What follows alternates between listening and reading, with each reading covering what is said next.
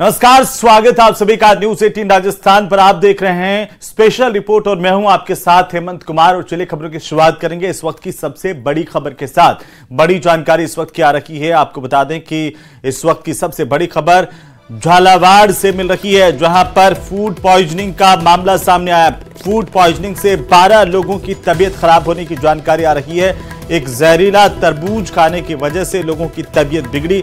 प्रारंभिक तौर पर ऐसा कहा जा रहा है 3 बच्चों समेत 12 लोगों की तबीयत खराब होने की खबर है। इलाज के लिए सभी को अस्पताल पहुंचा दिया गया, जहां पर डॉक्टर्स की तरफ से इलाज शुरू कर दिया गया। झालावाड़ से इस वक्त की सबसे बड़ी खबर, फूड पॉइजनिंग हुई है। 12 लोगों की तबीयत इस भीषण गर्मी में बिगड़ने से उन्हें अस्पताल ले जाया गया है। अस्पताल में इलाज शुरू किया गया है। बहरहाल आपको बता दें कि जो जानकारी सामने आ रही है उसके मुताबिक एक कोई जहरीला तरबूज खा लिया था, जिससे तमाम लोगों की तबीयत बिगड़ी है। हालांकि प्रारंभिक तौर पर यह जानकारी सामने आ रही है, इसका दूसरा कारण भी हो सकता है। ये रिपोर्ट्स के बाद ही पता चल पाएगा। लेकिन फिलहाल जो सबसे बड़ी जानकारी आ रही है वो है झालावाड़ से, जहां पर फूड पॉइजनिंग की शिकायत कुछ लोगों को हुई। तो वहीं झुंझुनू के डॉक्टर संजय धनखड़ के किडनी कांड का खुलासा होने के बाद अभी तक चिकित्सा विभाग ने डॉक्टर धनखड़ के खिलाफ जांच पूरी नहीं की है, जबकि पीड़ित महिला पिछले 3 दिनों से फुटबॉल बनी हुई है। पहले झुंझुनू से इलाज के लिए जयपुर गई, इसके बाद जयपुर से वापस अपने गांव नुआ आई और नुआ से बीकानेर और बीकानेर से झुंझुनू पहुंची। अब फिर से इस महिला को इलाज के लिए जयपुर भेजने की तैयारी की जा रही है। यह खास रिपोर्ट देखिए।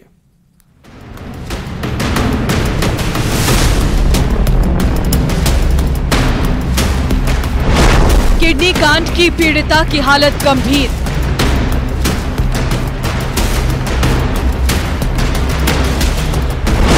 दोषी के खिलाफ कार्रवाई का इंतजार। स्वास्थ्य विभाग की टीम आ रही है आप लोगों के कारण, सिर्फ आप लोगों के कारण, क्योंकि आप लोगों ने भीड़ लगा रखी है। आप लोगों के जो झूठे आरोप हैं उनको सही करने के लिए स्वास्थ्य विभाग की टीम आई है, निर्णय नहीं आई है।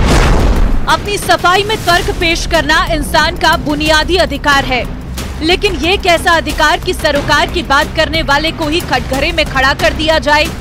देखिए कितनी सफाई से किडनी कांड का बेशरम चेहरा संजय धनखड़ किडनी कांड पर मचे बवाल के लिए मीडिया को कसूरवार ठहरा रहा है। स्वास्थ्य विभाग की टीम आ रही है आप लोगों के कारण, सिर्फ आप लोगों के कारण, क्योंकि आप लोगों ने भीड़ लगा रखी है। डॉक्टर संजय धनखड़, धनखड़ अस्पताल और किडनी कांड। झुंझुनू में पिछले 3 दिन से ये सबसे बड़ी घटना बनी हुई है।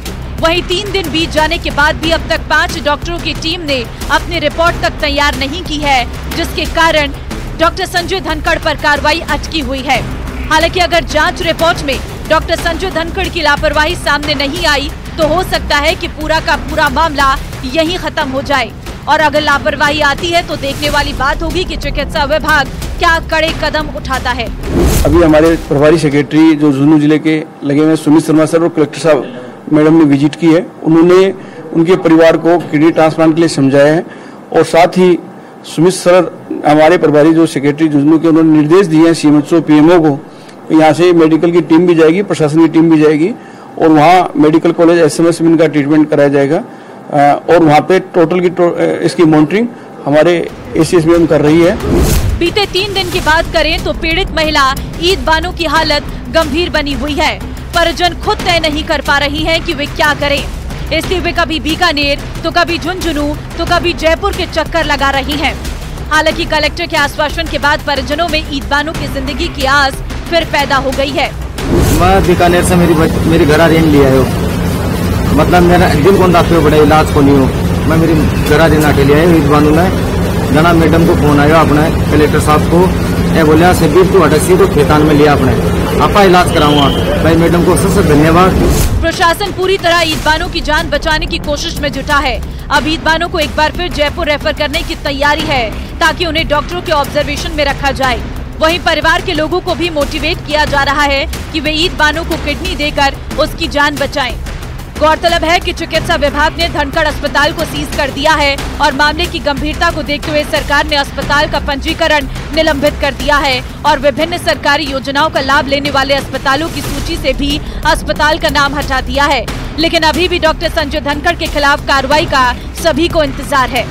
ऐसे में अब इस किडनी कांड के बाद जो पूरी सरकार है वो लगातार गंभीर है और डॉक्टर पर कड़ी कार्रवाई के मूड में है। आज शाम तक जो इस मामले को लेकर जांच कर रही है 5 सदस्यों की कमेटी, वो डॉक्टर SN धौलपुरिया को इसकी रिपोर्ट सौंपेगी। इसके बाद SN धौलपुरिया है वो अपनी तथ्यात्मक रिपोर्ट जो ACS है सुब्रा सिंह उनको सौंपेंगे। करसन सिंह शेखावत, न्यूज़ 18 राजस्थान, झुंझुनू।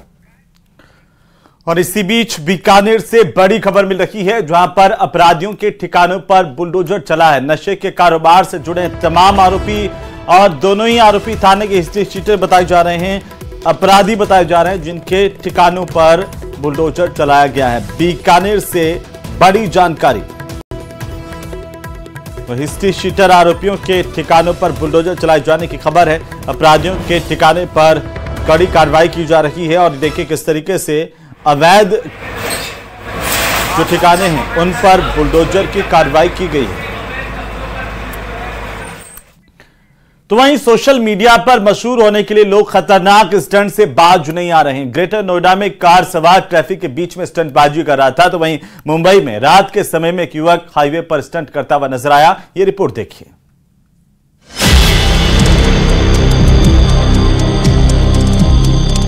दिल्ली NCR में रील बनाने के चक्कर में कुछ लोग हदें पार कर रहे हैं। पुलिस की सख्ती के बाद भी ये लोग मानने को तैयार नहीं हैं। एक बार फिर ग्रेटर नोएडा एक्सप्रेसवे पर स्टंटबाजी का ये वीडियो वायरल है। सड़क पर कई गाड़ियां दौड़ रही हैं। तभी एक लाल रंग की कार आती है। उसमें सवार युवक कुछ ऐसा करने लगता है जिससे सड़क से गुजर रहे दूसरे लोग भी हैरत में पड़ जाते हैं। वो अपनी कार को तेज चलाने के साथ ही गोल गोल घुमाने लगता है और कई बार इसे दोहराता है। जानकारी के मुताबिक ये वीडियो कोतवाली सेक्टर 126 इलाके के एक्सप्रेस वे पर बनाया गया है। युवक ने सड़क के बीचों बीच कार को गोल गोल घुमाकर खतरनाक स्टंट किए। हैरत की बात है कि सड़क पर बड़ी संख्या में गाड़ियां दौड़ रही थीं। उसकी हरकत देखकर बाकी कार चालकों ने भी अपनी अपनी गाड़ियों की स्पीड को धीमा कर लिया, जिससे सड़क पर जाम लगने की नौबत आ गई। ट्रैफिक नियमों की धज्जियां तो उड़ाई ही गई, साथ में दूसरों की जान भी मुसीबत में डाल दी। युवाओं में ऐसे ही वीडियो बनाने की होड़ मची हुई है। पुलिस एक्शन भी ले रही है, लेकिन फिर भी लोग नहीं मान रहे। जब ये वीडियो सोशल मीडिया पर वायरल हुआ तो पुलिस के पास भी आ गया। इसके बाद ट्रैफिक पुलिस ने 55,000 रुपए का चालान काटा। पुलिस गाड़ी के ड्राइवर और गाड़ी की तलाश में जुट गई है।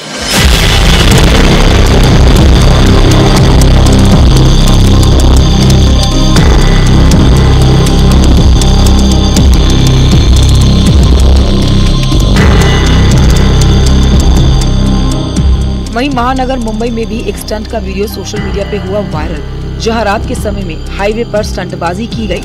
एक सफेद कार जिसका नंबर प्लेट राजस्थान का है। कार चला रहा युवक अचानक से स्टीयरिंग को छोड़कर कार के दरवाजे से बाहर आ गया और फिर कार की छत पर चढ़ गया।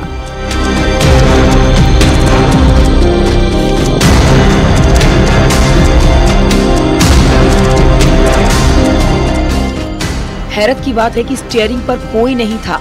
कोई बड़ा हादसा भी हो सकता था। वीडियो नवी मुंबई इलाके का बताया जा रहा है। चंद लाइक्स और व्यूज पाने के लिए कुछ लोग खतरनाक वीडियोस बनाने से परहेज नहीं कर रहे। सोशल मीडिया पर लोग युवक के खिलाफ कड़ी कार्रवाई की मांग कर रहे हैं। Bureau report, news 18।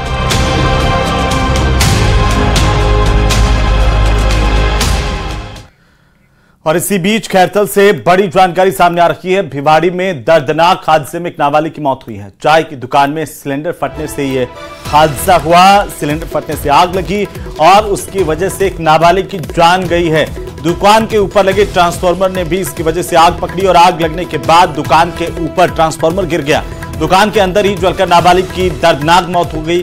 फ्रिज के नीचे दब जाने से नाबालिग भाग नहीं पाया। ये बड़ा हादसा हुआ अलवर के खैरथल से। जो तस्वीरें सामने आई है वो चौंका देने वाली तस्वीरें। बहरहाल आपको बता दें कि खैरथल भिवाड़ी की जो तस्वीरें हैं, ये बड़ा हादसा होने के तुरंत बाद की पहली तस्वीर आपकी टीवी स्क्रीन पर है, जहां पर सब कुछ जलकर खाक हो गया। देखते ही देखते पहले सिलेंडर फटा, उसमें आग लगी और उससे पास में ट्रांसफार्मर ने आग पकड़ी और ट्रांसफार्मर जो है वो दुकान के ऊपर गिर गया। तो फ्रिज के नीचे नाबालिग इसी दौरान दब गया था और वो भाग नहीं पाया और दर्दनाक मौत हो गई।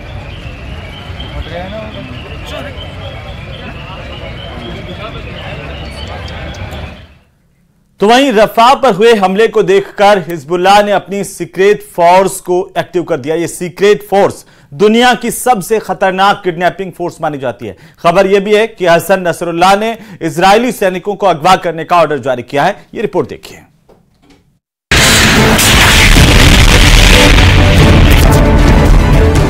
हिजबुल्लाह ने एक बार फिर ईरान की मिसाइल से इजराइल का टैंक फोड़ डाला। ये है अल्मास मिसाइल फायर की जाती है लेबनान इजराइल बॉर्डर पर अल मर्ज मिलिट्री बेस की तरफ पड़ती है। यहाँ पहाड़ पर बने मिलिट्री बेस पर खड़ी है इजराइल की बख्तरबंद गाड़ी नीमर। मिसाइल अचानक अपनी ऊंचाई बढ़ाती है, टारगेट को पहचान लिया जाता है। इसके बाद नीमर बख्तरबंद गाड़ी पर टॉप एंगल अटैक के लिए तैयार हो जाती है। सटीक निशाने के साथ टारगेट खत्म कर दिया जाता है। लेकिन इस मिसाइल से भी खतरनाक प्लान पर हिजबुल्लाह ने काम शुरू कर दिया है। नसरल्लाह ने बनाया है प्लान 2006। प्लान 2006 का मतलब इजराइल के सैनिकों को किडनैप करो और गाजा को लेकर डील करो। नसरल्लाह इजराइल को बड़ा खतरनाक सरप्राइज देना चाहता है। प्लान 2006 में इजराइल के सैनिकों को किडनैप करना चाहता है हिजबुल्लाह और उसके टारगेट पर है इजराइल की हे हारिम ब्रिगेड, जिसे सीरिया और लेबनान बॉर्डर पर पहाड़ी इलाकों में तैनात किया गया है। इसलिए नसरल्लाह का ये सरप्राइज लेबनान इजराइल बॉर्डर पर मिल सकता है, जहां एक तरफ है हिजबुल्लाह और दूसरी तरफ है इजराइल की सेना, यानी उसकी हे हारिम ब्रिगेड। हे हारिम ब्रिगेड को खास पहाड़ों पर लड़ने के लिए ट्रेनिंग दी गई है। मार्च 2024 में तैनात की गई हे हारिम ब्रिगेड इजराइल की बाशान डिवीजन के तहत काम कर रही है। इसके टारगेट पर है हिजबुल्लाह की छापामार फोर्स, जो हमेशा इजरायली सैनिकों को किडनैप करने की फिराक में रहती है। 2006 में हिजबुल्लाह ने ऐसी ही किडनैपिंग की साजिश रची थी, जब लेबनान इजराइल बॉर्डर पर हुए हमले ने अचानक पूरी दुनिया को चौंका दिया था। ये तभी की तस्वीरें हैं। तारीख 12 जुलाई 2006। हिजबुल्लाह के छापामार दस्ते ने रॉकेट से हमला करके इजराइल के गश्ती दल पर हमला किया। इजराइल के 3 सैनिकों को मार डाला और फिर उसके 2 सैनिकों को किडनैप कर लिया। उन्हें छुड़ाने गए सैनिकों को भी हिजबुल्लाह ने ट्रैप में फंसा दिया था और रेस्क्यू टीम के 5 सैनिकों को भी मार डाला था। किडनैपिंग का मकसद था इजराइल की जेलों में कैद अपने लोगों की रिहाई। इसलिए 2006 के बाद 2024 में भी हिजबुल्लाह 18 साल पुराने प्लान के साथ तैयार है। हिजबुल्लाह के चीफ हसन नसरल्लाह का मकसद साफ है, किडनैप करो, डील करो, इजराइल को इंटरनेशनल मंच पर जलील करो। इजराइल की हे हारिम ब्रिगेड इस वक्त नसरल्लाह के टारगेट पर है। हसन नसरल्लाह को मालूम है कि इजराइल को अगर डराया जा सकता है, किडनैपिंग से डराया जा सकता है। गाजा के जबालिया में हमास का एक वीडियो पहले ही बहुत कोहराम मचा चुका है। रफा के शरणार्थी कैंप पर इजरायली स्ट्राइक से पहले हमास ने जबालिया की लड़ाई का वीडियो रिलीज किया। इसमें सुरंग के अंदर इजरायली कमांडो को खींचते हुए दिखाया गया है। हमास की अल कासम ब्रिगेड की तरफ से दावा किया गया है कि इजराइल के कई कमांडो इस वक्त उसके कब्जे में है। इस वीडियो ने पूरे इजराइल में हड़कंप मचा दिया, क्योंकि जिन सैनिकों को अगवा करने का दावा किया गया वो इजराइल के सील कमांडो बताए जा रहे हैं। करीब 125 इजरायली बंधक पहले से हमास के कब्जे में हैं और उनकी रिहाई के लिए नेतन्याहू के खिलाफ तेल अवीव में लगातार प्रदर्शन चल रहा है। इजराइल के लोगों का कहना है कि हमास जब सीज फायर के लिए राजी हुआ तो नेतन्याहू क्यों अपने लोगों को रिहा कराने के लिए आगे नहीं बढ़ रहे। Must initiate a comprehensive hostage release deal which will include ending this war in exchange and return of all the hostages. There are men, women, children and babies being held by Hamas in living hell across our border in Gaza. We will not stop fighting for their freedom. Every decent country in the world would do the same. क्या Netanyahu Nasrallah के plan 2006 से डर जाएंगे या शिकार खुद बनेगा शिकार? मतलब क्या हिजबुल्लाह चीफ हसन नसरल्लाह को भी किडनैप किया जा सकता है? गाजा, इजराइल और लेबनान का बॉर्डर इस वक्त बहुत एक्टिव है। इजराइल और हिजबुल्लाह लगातार एक दूसरे पर हमला कर रहे हैं और अब डर ये है कि कि हिजबुल्लाह 2006 वाले प्लान को दोहराएगा। 2006 में हुई किडनैपिंग के दौरान इजराइल और हिजबुल्लाह के बीच युद्ध भी हुआ था, जिसमें दोनों तरफ बड़ा नुकसान हुआ। 2006 में हिजबुल्लाह और इजराइल के बीच 34 दिन तक युद्ध चला था। तब इजराइल के 121 सैनिकों को मिलाकर 160 लोग मारे गए, जबकि हिजबुल्लाह के 250 लड़ाकों समेत लेबनान के 1200 लोगों की मौत हुई थी। यह युद्ध संयुक्त राष्ट्र के दखल के बाद सीज फायर के साथ खत्म हुआ और इजराइल को लेबनान से पीछे हटना पड़ा था। वैसे सवाल ये भी है, क्या इजराइल हसन नसरल्लाह को खत्म करने की तैयारी कर रहा है? इजराइल की सुरक्षा एजेंसियों में इस बात की चर्चा है कि क्या हसन नसरल्लाह को किडनैप किया जा सकता है। हिजबुल्लाह के इस कमांडर ने कैसे इजराइल की नाक में दम किया हुआ था, आप ऐसे एंटी टैंक मिसाइल वाले हमलों को देखकर समझ सकते हैं। न सिर्फ ऐसे हमलों से हिजबुल्लाह इजराइल की बख्तरबंद गाड़ियों को उड़ा रहा है, बल्कि बॉर्डर पर तैनात किए गए कई कम्युनिकेशन सिस्टम पर भी धमाके कर रहा है। अब उसका प्लान इजरायली सैनिकों को किडनैप करना है, लेकिन इजराइल को कम आंकना गलती होगी। गाजा में लड़ाई के साथ क्या अगला नंबर हिजबुल्लाह के चीफ हसन नसरल्लाह का है? क्या इजराइल के टारगेट पर इस्माइल हानिया भी आ चुका है? क्या इजराइल ने अब एक के बाद एक अपने दुश्मनों को मारना शुरू कर दिया है? करीब 8 महीने से पूरा पश्चिम एशिया एक बड़े युद्ध की चौखट पर बैठा हुआ है। अगर गाजा पट्टी इजराइल की बमबारी में खंडहर बनता जा रहा है, तो उत्तर में इजराइल और लेबनान के बॉर्डर पर मौत का खेल चल रहा है। अब सबका फोकस हिजबुल्लाह के कमांडर हसन नसरल्लाह पर है। हसन नसरल्लाह का हेडक्वार्टर लेबनान की राजधानी बेरूत में है। बेरूत में दाहिया नाम का इलाका है, जो हिजबुल्लाह का सबसे मजबूत गढ़ माना जाता है। बताया जाता है कि यहीं पर करीब 150 फीट गहरा बंकर है और यहीं 2006 से हिजबुल्लाह चीफ हसन नसरल्लाह का घर है। हसन नसरल्लाह को 2016 के बाद से खुले आसमान के नीचे नहीं देखा गया है, यानी पिछले 8 साल से नसरल्लाह बंकर में ही है। बंकर की सही गहराई और लोकेशन के बारे में सही जानकारी इजराइल को भी नहीं मालूम। आखिरी बार 2016 में हसन नसरल्लाह को पब्लिक के बीच देखा गया था। हसन नसरल्लाह का पब्लिक के बीच आना अचानक होता है, इसके बारे में उसके सुरक्षा कर्मियों को भी आखिरी पलों में बताया जाता है। हसन नसरल्लाह के साथ बंकर में 19 सुरक्षा कर्मी हमेशा मौजूद रहते हैं, लेकिन हसन नसरल्लाह को अगर इजराइल टारगेट बनाने में कामयाब रहा तो समझ लीजिए ईरान को भी बहुत बड़ा झटका लगेगा। वैसे नेतन्याहू भी यही चाहते हैं, लेकिन उनकी ये ख्वाहिश अब पश्चिम एशिया को बारूद के ढेर पर बैठा चुकी है। रईसी की जान जा चुकी है। ईरान अब भी इजराइल को शक की निगाह से देख रहा है। वहीं गाजा में जिस तरह की बमबारी हो रही है, उसने पूरी दुनिया को जैसे सख्ते में ला दिया है। हजारों बच्चों की मौत को लेकर इजराइल इस वक्त कटघरे में है और नेतन्याहू अपनी जनता के बीच भी बुरी तरह घिर चुके हैं।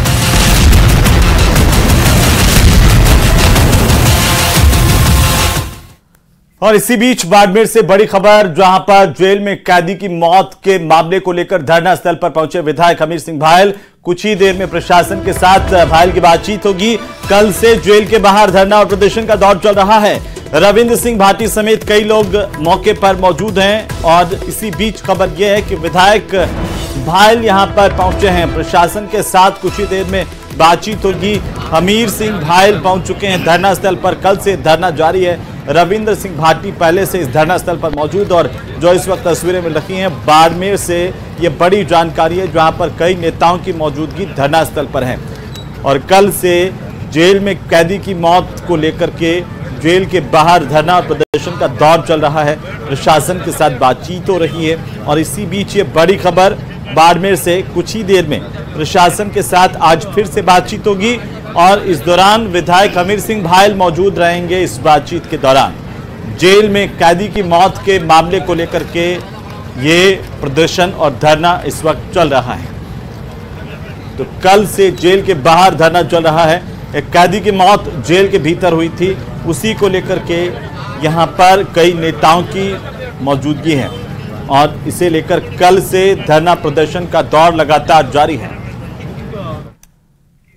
और गर्मी की शुरुआत के बाद से ही हिमाचल प्रदेश में जंगल में आग लगने की अब तक 1000 से ज्यादा घटनाएं दर्ज हो चुकी हैं। पिछले 44 दिनों में अब तक 9500 हेक्टेयर से ज्यादा जंगल आग की चपेट में आ गया है और वहीं जंगल की आग अब कई रिहायशी इलाकों तक भी पहुंच गई है। ये जो तस्वीरें आई है वो हिमाचल की तस्वीरें हैं। 15 अप्रैल से लेकर के अब तक 1033 आगजनी के मामले सामने आ चुके हैं और ऐसे में अब वन विभाग आग बुझाने में लाचार और बेबस नजर आ रहा है। उत्तराखंड की तरह हिमाचल में अब तक आग बुझाने के लिए एयरफोर्स और सेना की मदद अभी तक नहीं ली गई है, जिससे भारी नुकसान इस जंगल के इलाके में होता हुआ दिखाई दे रहा है। तस्वीरें आपकी टीवी स्क्रीन पर हैं। लगातार भीषण गर्मी के चलते पहाड़ों में आग लगने की खबरें मिल रही हैं। उधर गोवा में मनोहर अंतर्राष्ट्रीय हवाई अड्डे पर उस वक्त हड़कंप मच गया जब आकाशीय बिजली यहां पर गिरी और बिजली गिरने से रनवे के किनारे की लाइटें क्षतिग्रस्त हो गईं।